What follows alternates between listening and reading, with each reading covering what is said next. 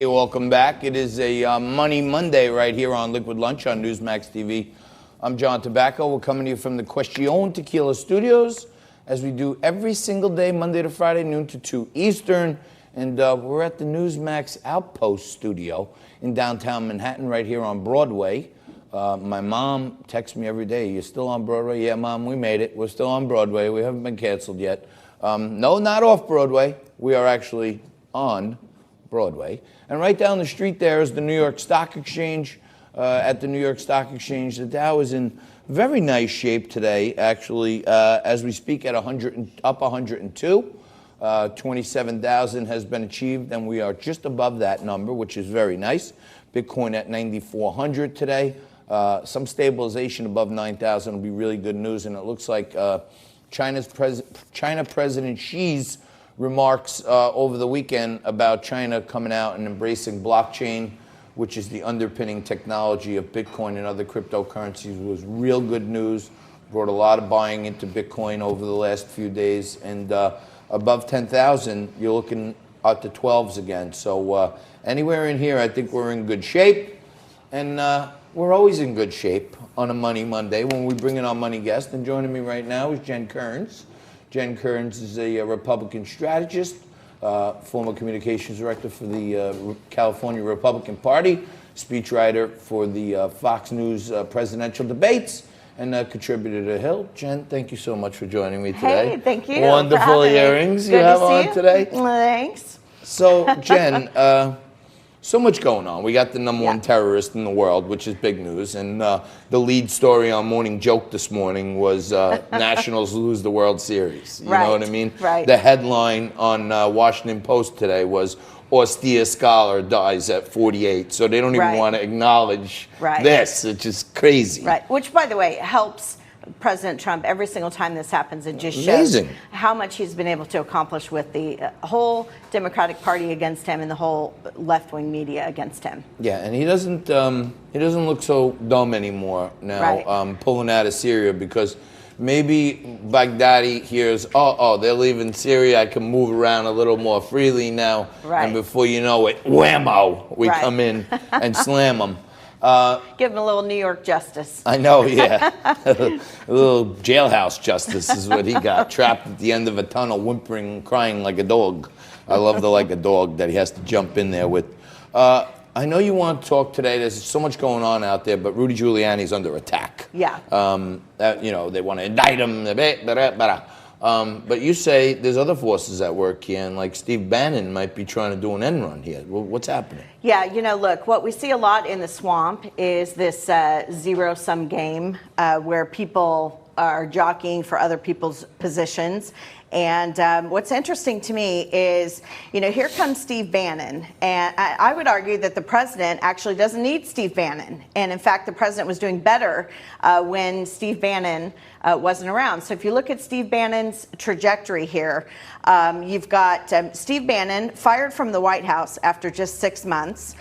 You have Steve Bannon basically forced out of Breitbart Radio, lost his Sirius XM radio show, and he wants to critique Rudy Giuliani on performance. I mean, this is the pot calling the kettle black. And look, if you look at polling numbers, which is what I've lived and died at the ballot box for the last 15 years, and something that President Trump cares about greatly, especially going into an election year, President Trump was actually polling better without Bannon. And actually, in the last couple of weeks, under Rudy Giuliani's defense, President Trump has actually started coming up in the polls. So you look at an RNC internal poll, has Democrats, actually, the support for impeachment among Democrats is down 10 points in the last 10 days. That is significant. That tells you that Rudy Giuliani has been effective moving the needle. You look at overall support for impeachment, also down 5 points. That's Republican and Democrat. And you look at President Trump's approval rating, up a few points during that same time period. So the numbers are moving in the right direction. And then in comes Bannon, stumbling in, trying to, say that Rudy's not been effective. No, we don't need that. We don't need that. We don't need that. Rudy Giuliani, the reason he's under attack is for one reason and one reason alone. He's effective. He's effective, and he's the last person standing between the President of the United States and the rabid left-wing forces trying to impeach the president and take down the the White House. Yeah, I mean, I give him credit too because he's taking incoming left and right, Rudy. Yeah, I mean, he sure is. he's under fire, and I think he's holding up pretty well. Sometimes in those late night segments, like those 9 and 10 p.m.s when he's on Fox, he looks like he's a little off. But I wish you would keep the I appearance. think he's right on. I think he's Yeah, right well, when he's telling you know. people, they're ridiculous. I like a guy who's a little unvarnished. I think the American people do. You know, once in a while I sample some Question tequila or some Panzoni vodka. We got a new Imperial Spirits to send us down a new watermelon vodka. But I think, you know, in New York here, when you have a liquid lunch, and then you keep By going. 9, 10 and, by p.m. 9, 10 p.m., might not be thinking as could be a clearly little sauce and by then. crisply as you were earlier. So, you know, Jen, I'm sick of all these polls, to be honest with you. You know what I mean? We're like a year and some odd out right now. All the polls, every single poll was wrong last time. So it's true. What to do about these polls? Do they really, really matter? I mean, even the internal repubs, they're probably a little skewed the other way. To me, I think it's like, Could be. I think it's the man on the street. I talk to everyone, they're like, this guy's doing great. Right, absolutely. I talk to African-American friends of mine, they're like, the guy's doing great. Right. He's doing great. I got more money in my pocket. I'm going to have my friend James Brown on this week, who's a blue-collar, hard-working guy from Staten Island. And he's like, Johnny, I don't know what they're talking about. Right. We love the guy. He's doing a great job. Food stamps are down. African-American unemployment is at an all-time historical low. Right. U.S. Unemployment is at like a 60-year low. Right. He ran on jobs. Right. He ran on growth. Right. He ran on deregulation. He ran on build the wall. Right. They're all happening. Right. Now, bring back the troops. We're bringing them back from Syria.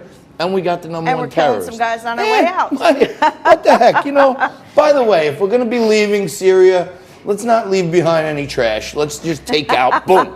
Let's take out Baghdadi. Republicans are good at cleaning up their trash after an event. That is true. That is for sure. I think the RNC poll is reliable, and here's why. The RNC has raised an incredible amount of money. I'm not a big RNC establishment fan, but I'll give them credit on this. They want to win, and so I think you can trust the RNC's numbers. They're going to be in a heap of trouble if they don't win because they have a lot of money, most money ever raised in an American presidential election cycle, and Trump's going to be awfully mad at him if they don't get this right. So I think you can trust the RNC polls. But you're right, John. You and I talk a lot about the top 10 congressional seats. A couple of seats you and I are going after. You in New York, me in Oklahoma City, CD5, one of the top 2 races in the country. I go into places like that. They absolutely love Donald Trump. They think he's doing a phenomenal job.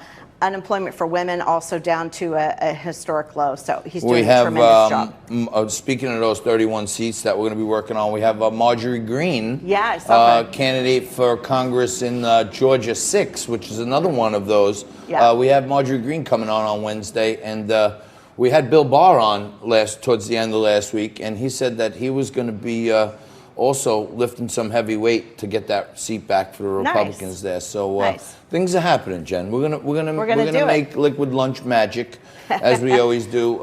Jen Kerns is always there for us, and we're always here for you to bring you the straight talk from the real people who know where the rubber meets the road. We're going to do next what we do every day. We're going to mix it up with a Democrat and a Republican. Josh Kravitz comes here representing the left, Robert Hornak representing the right.